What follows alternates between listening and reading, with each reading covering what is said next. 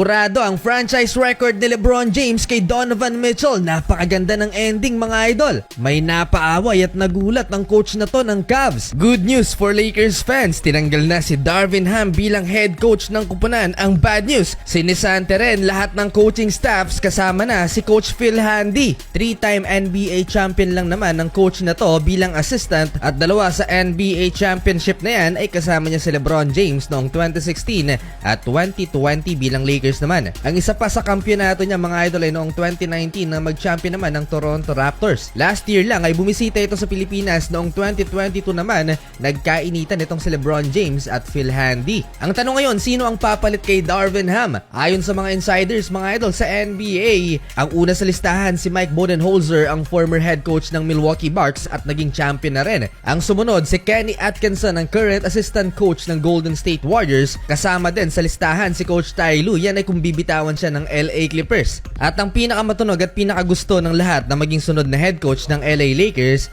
ay si JJ Redick. Nakamakailan lang ay na-interview niya sa kanyang podcast si LeBron James. Probably isa si JJ Redick sa pinakamatalinong NBA analyst ngayon na nagtratrabaho sa ESPN. Malalim mag-isip, 15 years ba naman naglaro sa NBA? Napapasama rin sa rumors ang kakaretiro lang na si Rajon Rondo at ang sinisante ng Milwaukee Bucks na si Coach Adrian Griffin. Puntahan na natin ang Game 6 sa pagitan ng Orlando Magic at Cleveland Cavaliers. 3-2 nga pala mga idol ang series na to in favor of Cleveland. Ang Orlando Magic ang may tallest lineup ngayon ng NBA playoffs. 4 sa kanilang starters ay 6'10" above ang height. Napabuhat kaagad si Donovan Mitchell sa opening quarter with 10 points pero mas buhat naman ni Franz Wagner ang Orlando Magic with 14 points mga idol. Kulang ang big man ng Cavs dahil wala si Jarrett Allen natapos ang first quarter lamang ng 4 ang home team 29-25. Nasa arena nga din pala mga idol ang Magic legend na si Dwight Howard. Second quarter, dikit lang laban nagkapisikalan si Marcus Morris at Jalen Suggs. Low-key lang kung magangas itong si Jalen Suggs pero talaga namang mapipiko ng kalaban. Nagtala pa to ng logo 3-pointer sa first quarter mga idol si Jalen Suggs. Sa pangunguna ni Donovan Mitchell na idikit ng Cleveland Cavaliers ang laban. Nagtala ng 19 points si Spida Mitchell sa first half. Unti-unti na rin nagpaparamdam sa opensa itong si Paolo Banchero. 21 years old pa lamang ito mga idol.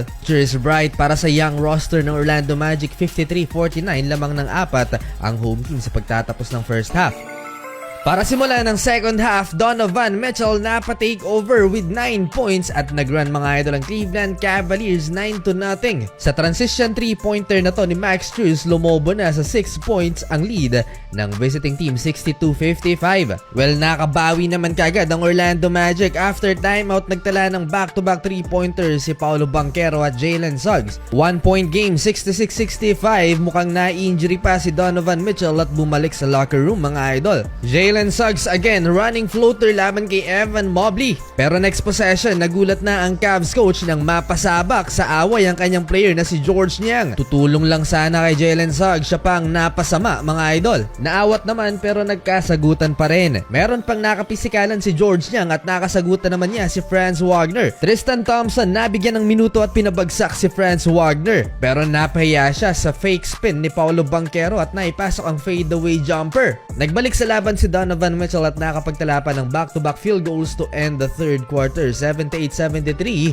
Cavs up by 5. 32 points na for Donovan Mitchell at isang panalo na lang mag-a-advance sila sa second round. Start of fourth quarter, nagkapisikalan na naman sa pagitan naman ng Max Strus at Franz Wagner. Cole Anthony off the bench, napakagandang galawan, spin move kay Max Strus at naipasok ang high off the glass layup na to. Donovan Mitchell again, fake spin move, iwan si Wendell Carter Jr. Down the stretch, lalo pang tumindi ang laban. Jalen Suggs to take back the lead 89-86.